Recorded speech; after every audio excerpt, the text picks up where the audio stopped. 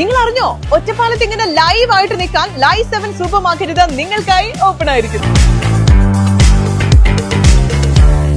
പ്രചരണം അവസാനിച്ചതോടെ ഇന്ന് അവസാന ലാപ്പിൽ മുന്നണികളും സ്ഥാനാർത്ഥികളും നിശബ്ദ പ്രചരണത്തിൽ സജീവമായിരുന്നു.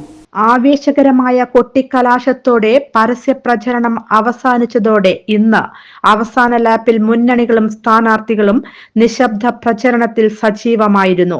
അവസാന നിമിഷവും വാർഡുകളിലെത്തി വോട്ടർമാരെ കണ്ട് വോട്ട് ഉറപ്പിക്കുന്ന തിരക്കിലായിരുന്നു സ്ഥാനാർത്ഥികൾ.